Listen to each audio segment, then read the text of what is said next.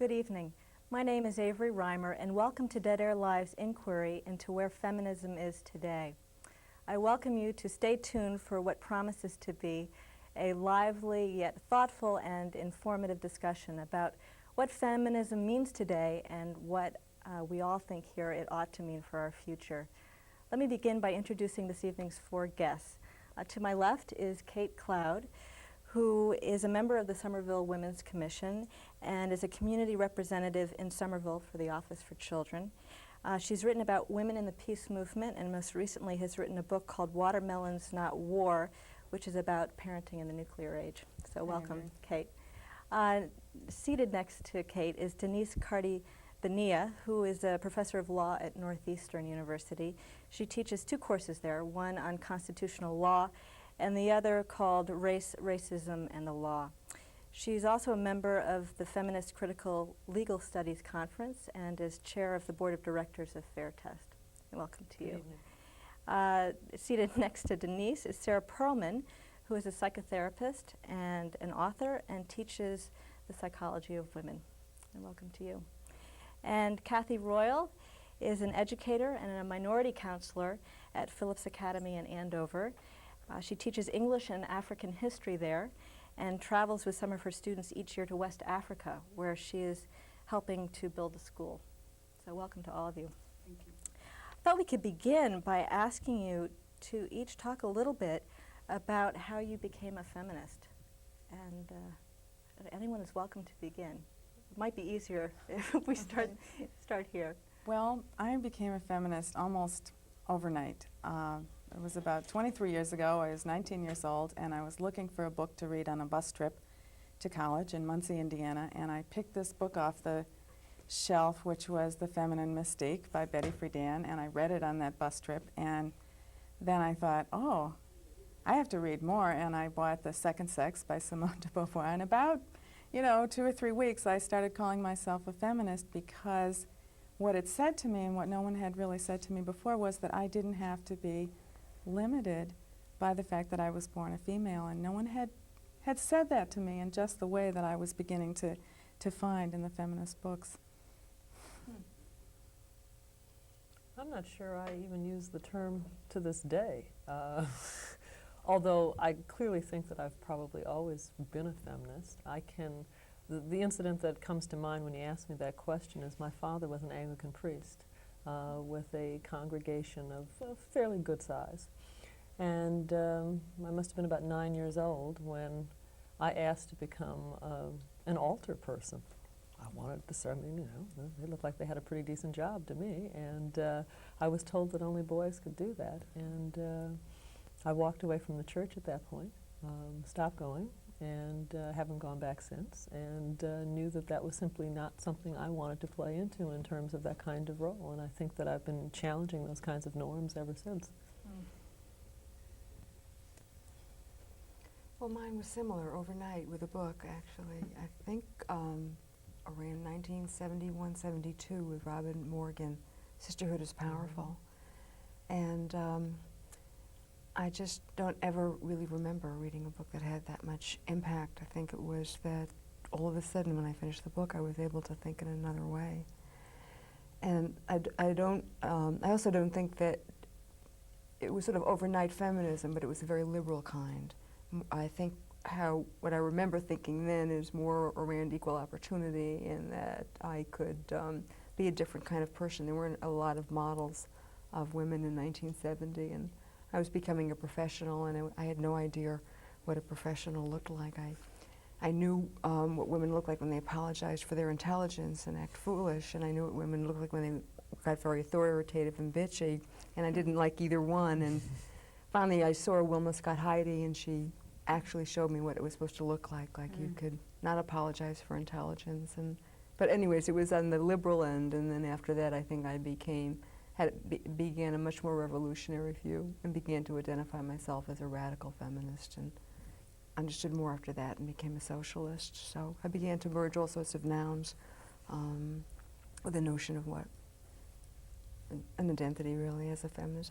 So I began to use the word in 1971, 72, and I don't stop even though it's more self-conscious now. Well, I do hope that later on in the show we can talk a little bit more in terms of defining what it means to be a liberal feminist or a radical feminist or socialist feminist, because I think there are a lot of people in the audience who aren't quite sure what the differences would be, that they just think of feminism in a very general term, and probably think of it in terms of a liberal kind of feminism, because I think that's pretty much what the media presents. But I hope to really talk about that more in detail later. What about for you, Kathy? I guess it was an evolution, and I'm not sure how I still today separate race and sex. But in high school, one of my big issues was whether or not college was an appropriate thing. And I remember very clearly a woman by the name of Roberta Dye, who ironically had been my 5th grade teacher and had had a very profound influence on me, became my college counselor in the 11th grade. And until that point, I really hadn't paid very much attention to intelligence. And she kind of shook me and said, "You are a very smart woman, and you don't have to hide that." She said, "You really need to do something with it." And she made me take a look at what I was doing. And she had a history with me. You know, she had been a good friend and role model for about 6 years at that time. And she said, "You don't have to be ashamed of being a smart girl." And I really started thinking about that. And it had been a long road to accepting that I had some intelligence and some valuable intelligence and could speak with authority on things and could really understand and make critical judgments. And it wasn't until in my 30s that I really began to think about being credible and intelligent. And so that evolution from 16 to 30 was really 15 years of looking at both being a woman, being a feminist, and what that meant in terms of working in the context of race and racism. So it was an evolution, but it started with a woman in my high school years. Do you have a sense of how you identify yourself first? In other words, do you think of yourself first and foremost as a black woman and then a feminist, or how do these two play with each other, against each other in your life? I think that for me, I have to think race first, and I think that that has sadly been a definition that has been a conflict, but also a great source of consolation in terms of looking at what America sees when they judge me. And certainly in the last 12 years of my life, which has been predominantly in independent schools, which are predominantly white and fairly conservative and basically male and male-dominated, and lots of different layers of things. But the issue of gender was one that I had to weave into the issue of race, and even having people of color on campuses and working as the minority counselor, as that name implies, which in some ways is a real misnomer. I've had to take a look at race first and gender, but race and gender are very particular and very sensitive to me as a woman of color, working in an environment that has several layers of hostility and resistance, and certainly a lot of denial around equity in decision making. So race becomes an issue, but gender is always right there. It's always interesting to me how my comments, my presence, my demeanor, my statements are judged from a very male point of view, yet a black male or a white male particularly could say the same thing and it would be accepted, lauded, approved. And so I'm ever sensitive to the two, you know, and it's a double cross. They say that when you hire a black woman, you've satisfied two set-asides, but what happens once the person is there really becomes the issue. So they go hand in hand. Yeah. So feminism to you does not have such a separate meaning. In some cases it does, particularly when I have to think about what it means to be a woman needing to be financially independent, needing to have credibility in my work, needing acceptance around authority and direction.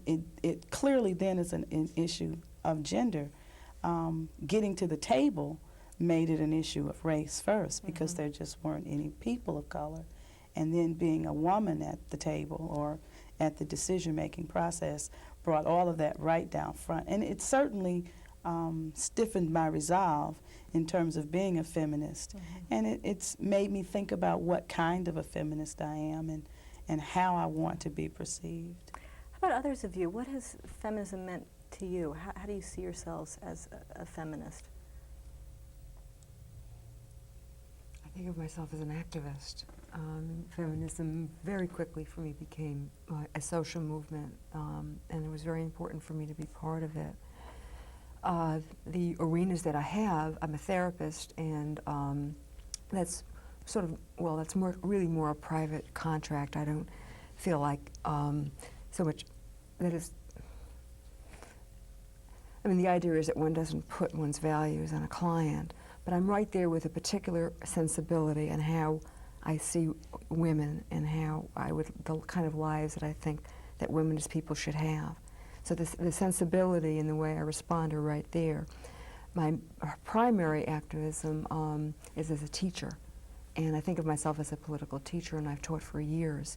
And I teach psychology and therapy, but it's a wonderful subject that one can start to look at oppression through and the effect of oppression.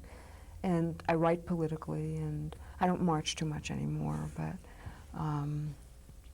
so it's certainly, it never was just a private belief. It was always connected to activism, and I'm very uncomfortable when I'm not doing something. Connected in a community sense. Yeah. Do you have anything to add, Denise? Well, I clearly see myself as an activist. I too, like Kathy, find it difficult to separate the race from the gender kinds of issues.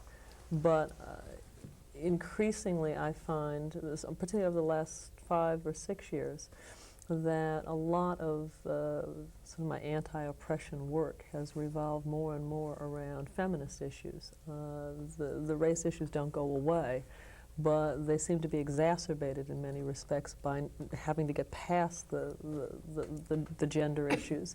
And I guess one of the things for me about feminism is that I sort of all of my anti-isms work, I think, is guided by what I perceive to be the kind of collective well-being perspective that I think women bring to the world in general. And so that's what feminism has come to mean to me, a kind of sort of an attitude about sort of looking at all of my work from a perspective of being concerned about everyone, about including, about nurturing, about not hoping not to oppress others by what it is that I'm trying to accomplish at any given time.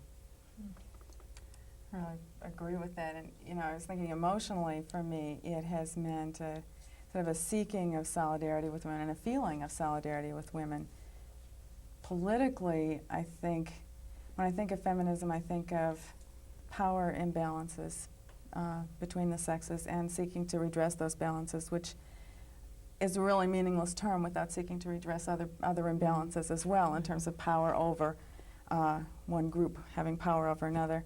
And practically it means all the things that we've been talking about. It really means being active in one's community, in one's life, working on the issues that affect women, you know, violence against women and reproductive rights and rape, all the issues that I'm sure we'll be discussing later. Well, actually, that's a wonderful segue. I'm sorry for cutting you off, but we have a tape coming up that's about 9 minutes in length that I think looks at this issue globally. And I think, as you say, a lot of these issues do touch women's lives of various cultures and various races. So perhaps I could introduce that tape by saying that this is footage that was produced by the Women's Video Collective. It's footage from the Nairobi Conference in 1985, an international conference of women. And why don't we look at that tape now, and we'll come back and discuss it afterwards.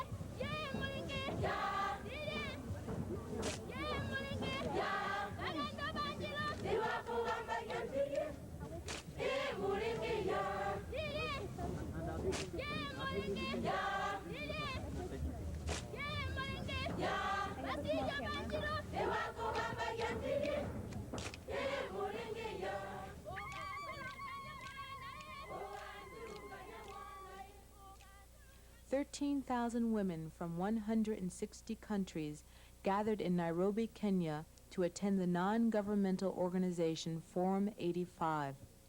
Held from July 10th to July 19th, women met to mark the culmination of the United Nations Decade for Women.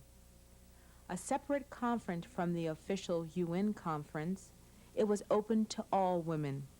The non-governmental organization Forum consisted of a wide variety of workshops, panels, and cultural events organized and conducted by women's groups from all over the world.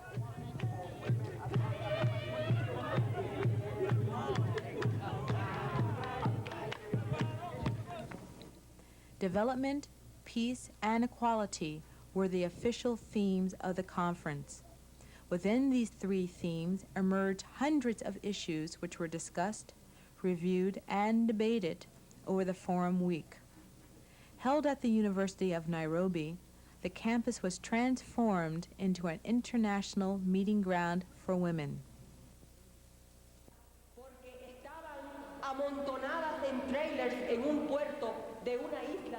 A myriad of languages swept the campus as women with veils talked with women in jeans, and women in saris debated with women in African congas.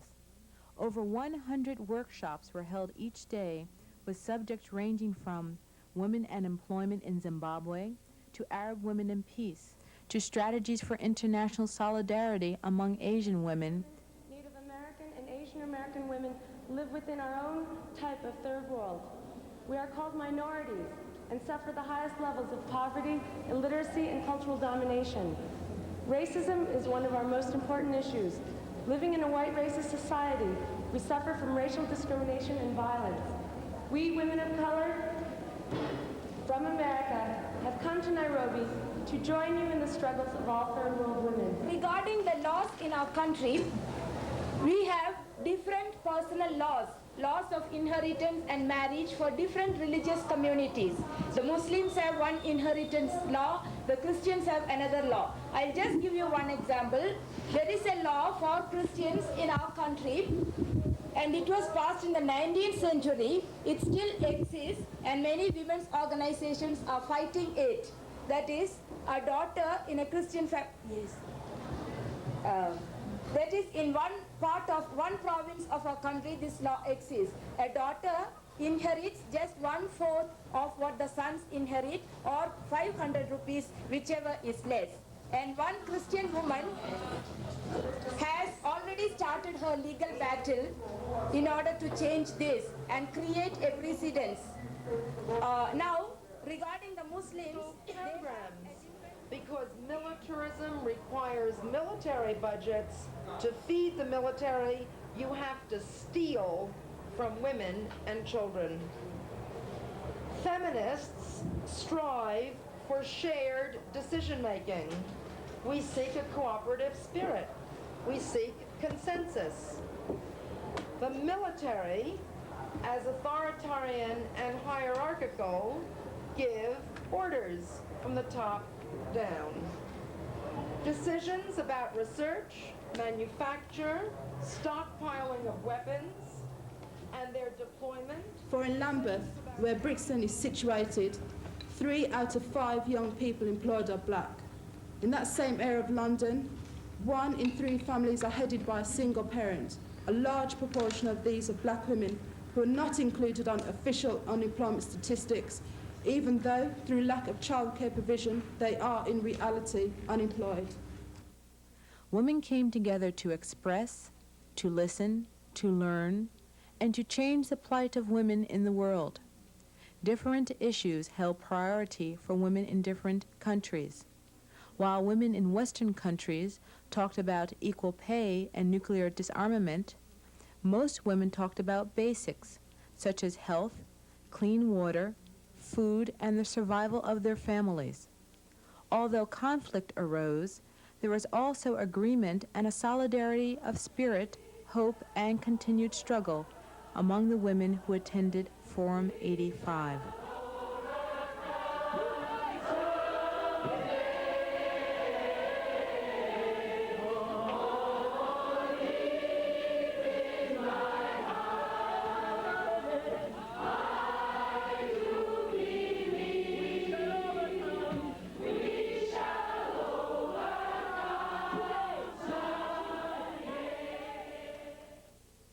Many gains have been made for women throughout the world during the UN Decade for Women.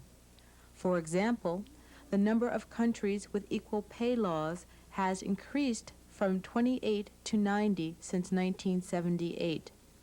The fact remains, however, that women still perform 2/3 of the world's work, receive 1/10 of its income, and own less than 1/100th of its property. It was thus evident that struggles for women's equality must continue and is tied to a global economic order. Whether the struggle involved placing women in decision-making positions, national liberation movements, eliminating the mail-order bride trade in Asia, or curtailing nuclear proliferation among the superpowers, these are all women's issues. And the women, whether from Kenya, Singapore, or the U.S., are bringing these messages back home. I think if 5,000 women today in America learn to say a very strong no to what is happening, and will be able to, and this power to say no, and that is we in our Gandhian philosophy say the power of civil disobedience. If that power comes in 5,000 women of America, I am sure at some point it has to stop, and I think it is the women who will be these women who will learn to say a strong no to this useless and a destructionist mind that is working somewhere behind all this design. To say a no to that mind will be a very strong no forever for this, and maybe it is the duty or responsibility, or maybe it is the history that the woman may be able to save this planet.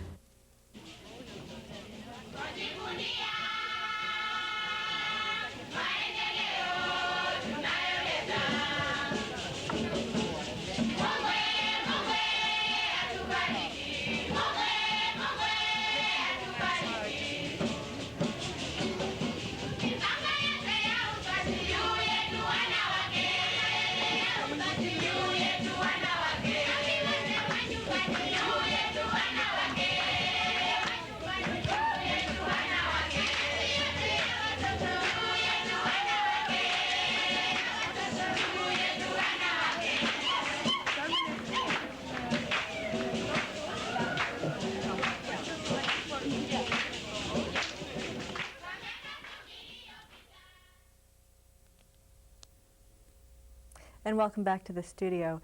Kathy, I know you had a reaction to the tape we just saw. Yeah, I do. When we were talking earlier, I was thinking about how my resolve had stiffened around being a feminist and how I feel about working with women at Phillips Academy, and particularly women of color. And in watching the video, it became even clearer to me what the difference between feminism in America is and feminism in the developing world. And when I take the students to Senegal every year to work, we're face to face with those kinds of issues. And the women in the group are particularly struck by how hard women work in the developing world and how many things we take for granted here. And so when we talk about that in terms of what that means to be a woman, and to be a woman in a developed country as opposed to a developing country, it becomes very clear to them that the gains that we've made are so so fragile, and that they have to be managed. You know, you have to keep at it. And so my work with girls, with young women, is very important to me. And I think that one of the things that's real important is to work in the developing world, hand in hand. In your work with women in West Africa, were you able to talk with them about what their sense of feminism is, what it means in their lives? Absolutely. Or is it really just a model that, that fits our lives in this country? Well, yes and no, because what I find when I talk to particularly Ghanaian women, whom I just have so much respect for in the sense that they work. I mean, these women work, and they control the marketplace in some very interesting ways. And Jerry Rawlings, the president of Ghana, recognized that sense of women working and carrying a great deal of the burden. And they don't see it as a movement in the sense that we do of women taking up arms, but they see it as working for self-determination, working for pay, for getting some equity in how money is distributed, how they're recognized as part of the economy. It's real interesting. And in Senegal, where it's 85% Muslim, the women are still working under a yoke of polygamy and trying to understand an old cultural tradition and what that means in a rapidly changing world for health care, for just being able to provide babies with necessity, and they're working to keep themselves off the street in terms of begging. And I think it's very important for women in America to see that and to recognize that there's a connection between economics and Wall Street, as you were mentioning, and what happens to women, and particularly women and children, how close we are to poverty in many cases. I wonder if, in contrast to that, Sarah, you might be able to talk about what this white liberal feminist model is like vis-a-vis what Kathy's just portrayed. I also wanted to react to the tape, because it's been a while. I was very affected by Nairobi, and I felt a lot of sorrow that I hadn't gone. It was just a really great regret. And within months of the conference, they had a conference at Tufts, which was a report for Nairobi, so that I heard a lot of people speak who had been there. And I think it really did come home, the differences. Well, first of all, it was very thrilling to understand that feminism or concern with women's condition is international. It's not just a national movement. But that also, I think that the form of feminism in different countries is very different, and it's shaped by economics and the condition of the country, and also the particular oppression that women have. I also felt a lot of sorrow, because I think for a lot of countries, and it makes sense, it's nationalism that's stronger, and the national boundaries, which are so artificial, interfere with any possible unity, and the interests are very, very different. Liberal feminism, I think, is one wants to get into the system and benefit from the system without questioning the harm of the system. And that never, once I began to understand that was never enough feminism for me. I mean, that my ambition is not, I mean, we can go to the mommy track, is to make women capitalists in a system that is so destructive, in a country that is so powerful and destructive to so many countries around the world. But Nairobi really was an astounding event. It's a shame that we didn't hear more about it in this country. I mean, it's kind of incredible to me that it was such an opportunity for learning. Did either of you have reactions to the tape or anything you wanted to add? I mean, the tape clearly made me think about the struggle that I think feminism, or at least feminist scholarship in this country, has had with issues of class. There's been a pronounced absence of a real understanding of class and an integration of class into feminist legal theory. And in addition, I think that unlike other areas of the world, feminism in America has also been marked by an absence of, if not understanding, at least articulated concern for children.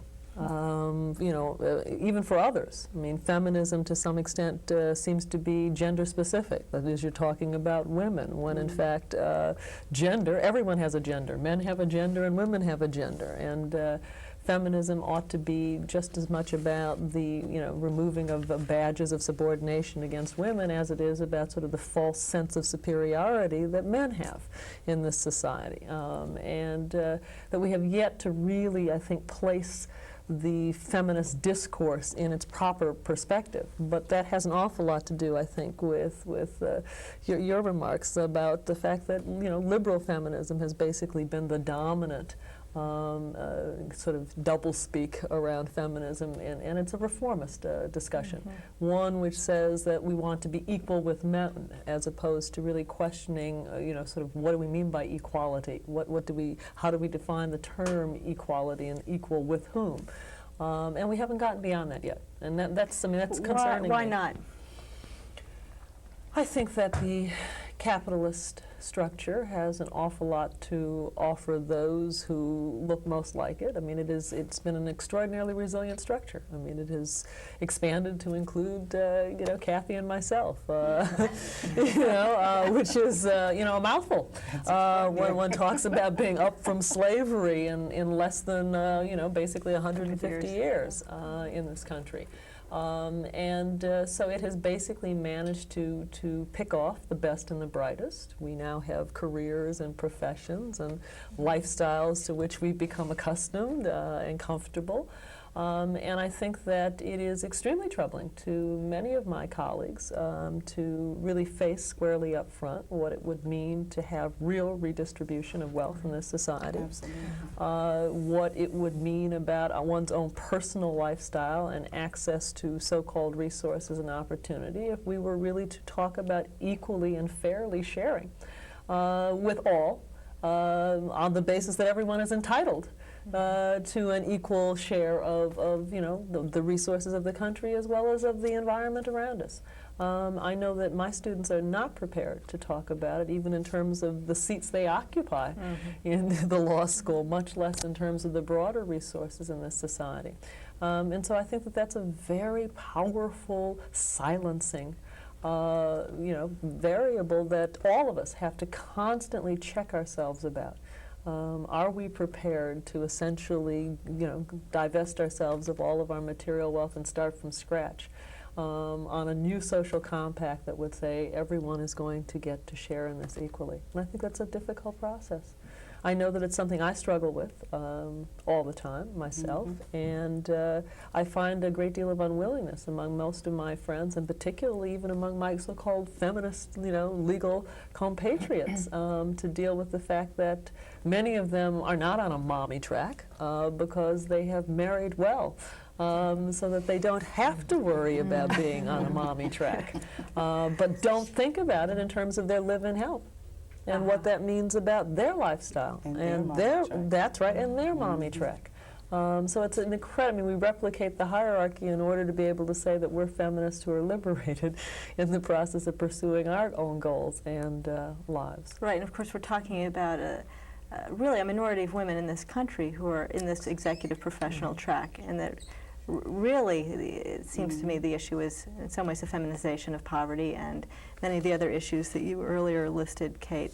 Why aren't we hearing about that? Why is feminism so marginalized in our culture today? And I know you and I, Kate, earlier talked a little bit about how the media distorts so much of this, and maybe you'd like to address that. I think we need to look at who has access to the media and whose voices are going to be heard. You know, in the last week, I have seen 2 different articles written by women. One of them characterized feminism as the idea that we should do everything like men and be like men.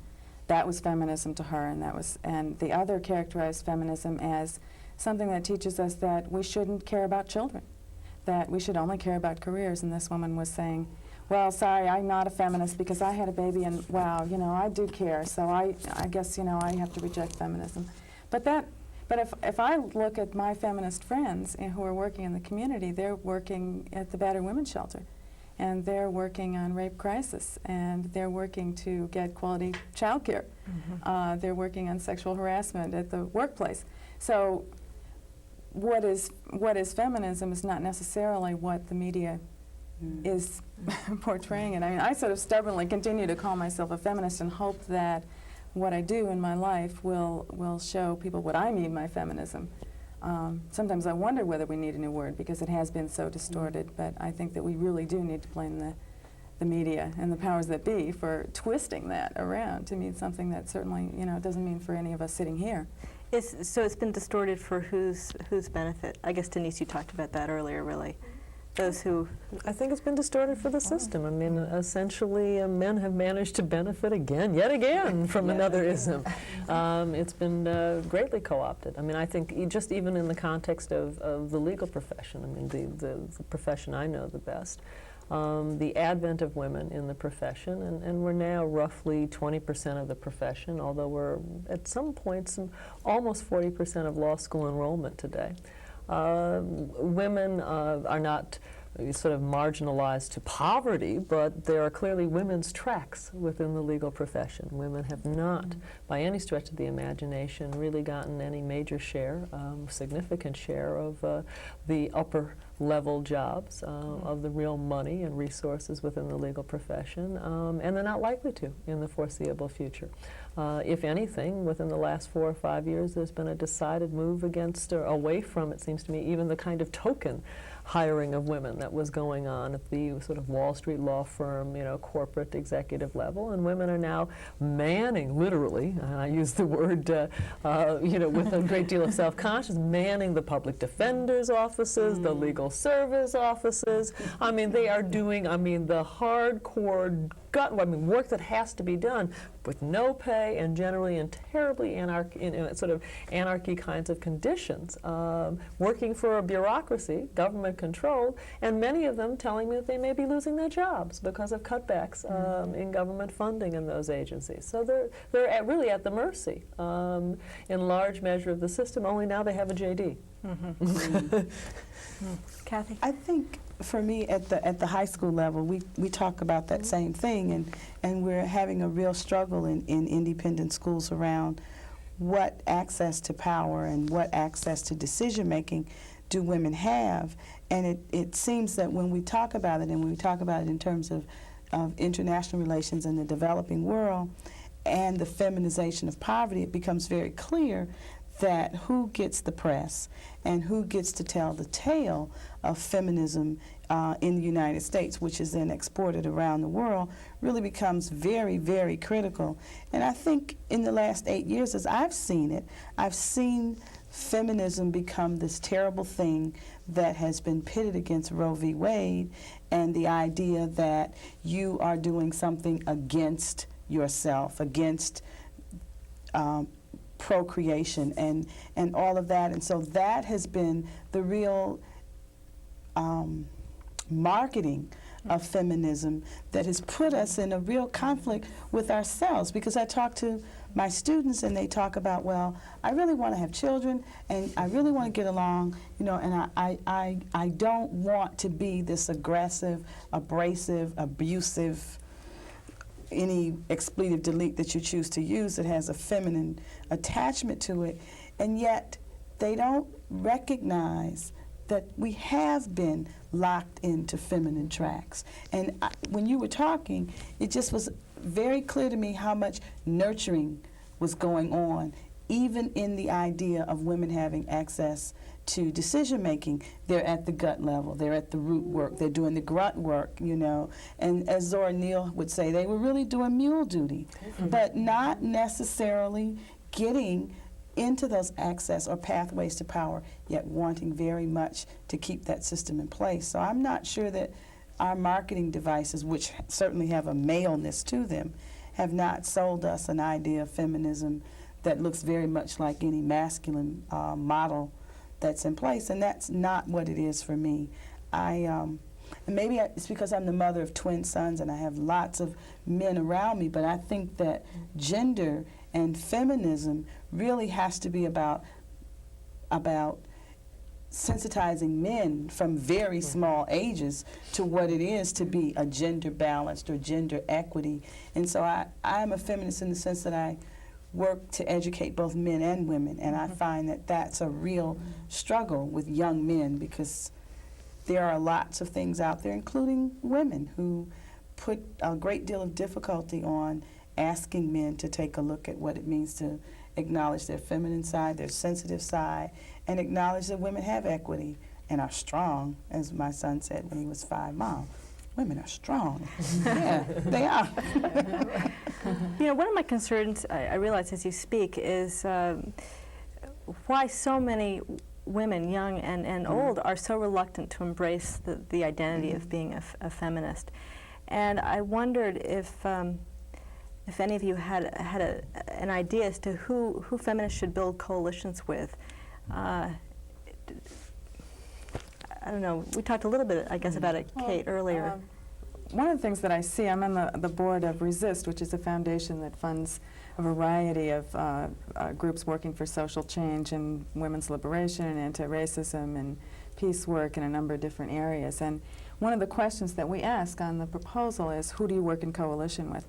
And I see in these proposals women working in coalition with people who are doing Central America solidarity work, and you'll see a proposal for a labor, some kind of labor proposal with one of the members of the coalition is the Rape Crisis Center in Minneapolis or whatever town you're looking at. This is a national foundation. So I think that it's possible to build coalitions across a number of different lines, and I do see that happening across the country, at least in terms of the proposals that we're seeing.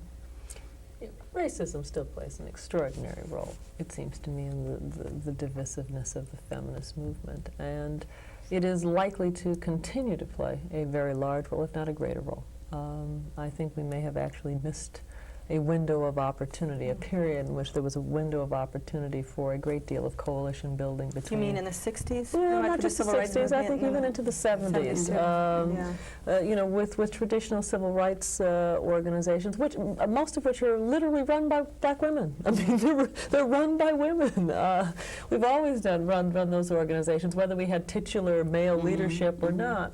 And I think that to the extent that even in the abortion area, which is a really classic area, I mean, I'm working now on organizing amicus curiae briefs on behalf of the pro-choice parties in the case in front of the Supreme Court right now. And one of the things that I'm finding very, very striking is, of course, that many of the civil rights organizations are quite reluctant to get involved because clearly the feminist organizations were not there with the same kind of strength and sort of stridency when the McRae case, which was the case, basically where the court said that you could cut off public funding for abortions, which really took abortions away from a significant percentage of poor and minority women in this country. And so suddenly now when we're all faced with the loss of it, we've got to pull together and we've got to struggle around the issue, and it's very hard for me to face these civil rights organizations and say, well, yes, we're struggling now to save the right for everyone, even though we know that Supreme Court law already says that poor and minority women don't have that right.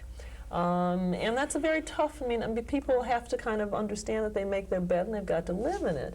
And so to some extent, feminism really has to, I think, again, go back to basics. I mean, what are they really about? Is it just about, lack of oppression and subordination for women? And it comes down to, well, ain't I a woman too? And at some point, people have to really sit down and talk about, are we literally trying to get sort of our share of the male slice of the pie for a small handful of us, or are we really talking about changing the world, which is where I think, your comment earlier about sort of liberal feminism may have very well sort of outlived its usefulness.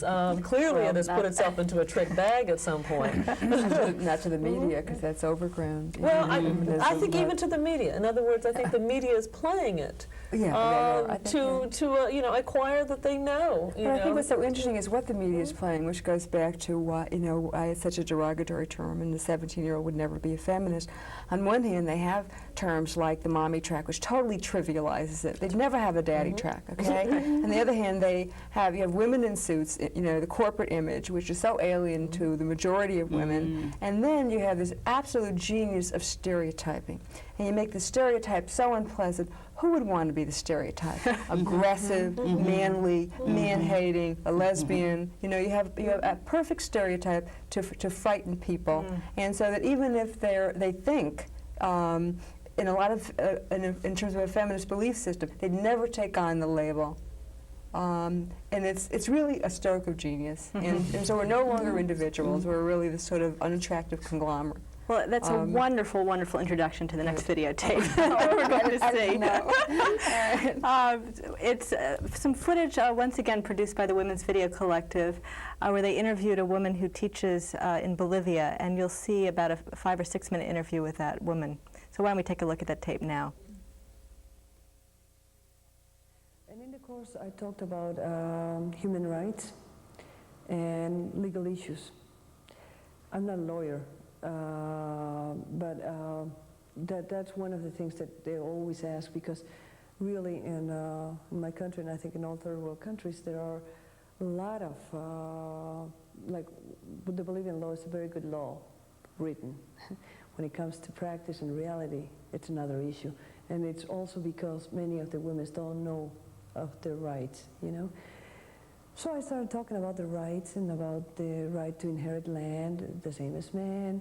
And I started by just giving an example. And I said, you know, we have 2 eyes, we have a nose, we have a mouth, we have brains of our own, and, you know, we can think, or can't we? And, you know, the dynamic of the course was like that, and I talked about the constitutional law and all this. And she kept on asking and writing and, you know, very kind of drawing the words, but she was very concerned about this constitutional law. And I didn't think anything about it. So at the end she said, so you mean that I as a woman have the same right as my brother? I said, of course. And she said, do you mean that I can inherit the land as my brother? According to our law, yes. Of course the Aymara law is different, but after all you are under the civil law of Bolivia. I said, oh, interesting. Well, that's all I heard of her. I went back to the city. I came back after more or less 3 or 4 days. And my friends there said, oh, you did a fantastic job, you know. You better go and visit Faustina, was her name. I said, why, what happened? They said, well, just go and visit her. I was driving a Jeep at that point. So I really got scared, so I went all the way to her village. And when I got there, she had a black and blue eye. Her teeth had been pulled out. She had a broken rib. And she was really, you know, all battered and heated. They had really hit her. And so I walked in there, and I mean, it was really a terrible scene. I said, my God, what happened? And she said, well, you know, there was a meeting in the community, and generally women don't talk in the meetings. You know, as I told you, when they get back home, they do all the talking in their home. But never, or until now, before they didn't talk in front of the whole community. In general, they sit apart on one side and the man sits in the middle. So the brother said that he was tired, that he wanted to get married. The mother had died. The father was very old, was still living, but he had arthritis, arthritis. He couldn't think on his own anymore because he was very senile. And that the sisters were still staying at home, and that all they were interested was in studying and going to courses and organizing women instead of getting married, that at this point they really should be married. And he was very upset, you know, and he kept on saying, well, you know, I really think that it's a disgrace, and I can see that my sister doesn't want to get married, and I want my land, because it always goes to the man, and the woman has to go to wherever the land is of their husband. And, you know, it's a small plot of land, and while my sister's here, I cannot get married, and I want to get married to bring her to my land. So all of a sudden, she stood up, and everybody looked at her and said, wait a minute, you know, the woman cannot talk. And she said, oh, wait a minute, according to the constitutional law, and all of them said, what? What's that? And many of them, even men, didn't know what that meant. And she said, oh, no, there's a constitutional law, and it says that, you know, I have the same rights as you do, and I can talk as anybody else can talk. And I also have the right to the land, and I have the right of education, and I have the right to do what I'm doing.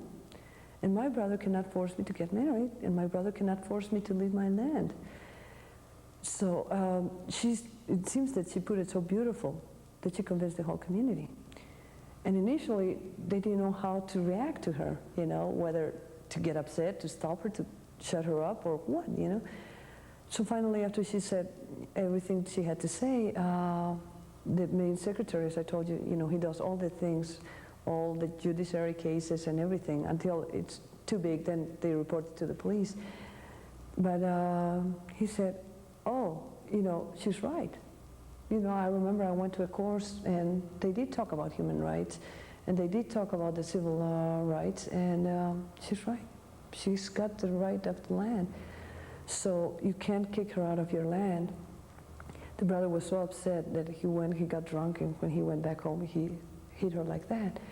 At that point, I was very upset and I was really crying, you know, just hearing the whole story. And I was blaming it on me, and I kept on saying, you know, why did I even start this? And I should be more careful on what I talk about.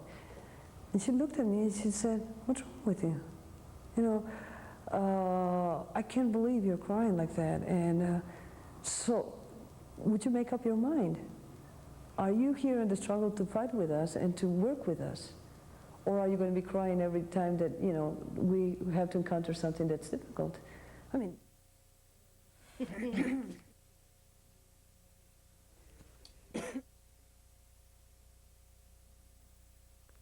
And welcome once again back to the studio. We only have about 5 minutes left, I'm afraid, in this hour. It's gone by very quickly, but I wondered maybe, Denise, since you're the lawyer in the group, did you have any reactions to this story? Well, I mean, it was a very powerful video. One of the things that is going on within feminist legal discourse right now is the whole critique of rights, and whether or not rights are actually an impediment to women realizing equality in this society, or whether or not rights mean anything. And obviously this video said, although the men who drafted and framed this new constitutional document probably had no idea what they were saying or what they were doing when they talked about rights. When people hear about rights, they're willing to put their lives on, I've got rights, and they, you know, put down their roots and are ready to fight about it. I mean, that was very, very powerful. I guess one of the things I think that I find troubling about that video, and of course obviously the woman law professor was very upset about it, is that I think there is a big difference between talking about rights and talking about, you know, the equality of the sexes, and also translating that into practice. And that practice really has often very little to do with the way in which we talk about feminism. I mean, practice is literally the way we live our lives. And if there's any gap, which I think most of us would say there is for most people, between how we talk about this issue and how we live our lives, we have a real problem there. And that's the difficulty for me, that most of us don't really have the kind of, most of us who write about it and who have the luxury of appearing even on television to talk about it, are really not struggling on a day-to-day basis for the kind of survival issues that the Nairobi conference video brought home to us. I mean, you know, where does the food come from, you know, within the next 24 hours? How do I get shelter over my head? Which is what most women, even women in this country, believe it or not, are struggling with. Well, I was hoping we could sort of close with everybody commenting on the same vein. What are your visions for the future of feminism? And clearly for you, there are issues of survival. But maybe, Kate, I could let you have a whack at it. Well, since we've only got a little time, if I could move in on one issue, I would move in on the issue of violence against women. Violence is a way that we are kept in control, the violence and the threat of violence. And I've been working very hard on children's television lately, and we all ought to be paying attention to what children are seeing. Preschool children watch 3 to 4 hours of TV, the average child, a day. And little boys are being taught that the way to feel powerful, the way to be a man, is to be violent, that's the glamorous, that's the interesting way, that's the way that he can get ahead. And little girls are being taught that appearance is everything, and that the way that they can get ahead is to manipulate. And I think that we all ought to be looking, we feminists and women who care about these things ought to be really looking at that, because this is a generation that is being heavily influenced by TV. Well put. Sarah, do you have a vision for the future of feminism? Well, there's sort of like a near future vision is just really, a lot of it is sort of treading water and attempting to keep some of the gains that we've won, and that's in doubt. And I think that other concerns are that one can't disregard what's happening with the environment and disarmament and likelihood of small-scale war and the manipulation in other countries. I mean, I have always sort of carried around a utopian, vision. I think one has to have their far-out vision, which is really the end to dominance. And you sort of join your century of struggle, and I think it'd be very hard for me to, I think that feminism is very serious, and we've been very serious here. I also haven't said how much joy that it's brought to be part of a movement and to bring into my life so much richer meaning than just simply living out my individual life. Yes, very important. And I'm afraid I'm going to have to move on to Carty. 10 seconds. Education. The education particularly of women in poverty, which represents a significant number of women of color. And I find that violence of women by men, and also just violence around children and abuse and excess, is something that I think education has. It's one of the most political things that we have, and one of the things that starts very early. And so if we could just get a better system of education, I'm particularly struck by how significant education is, because I work in such a well-endowed institution, and I see the great discrepancies. Okay. Well, I'm afraid I'm going to have to stop here and thank all of you very much for joining us. This has been Dead Air Live, and good night.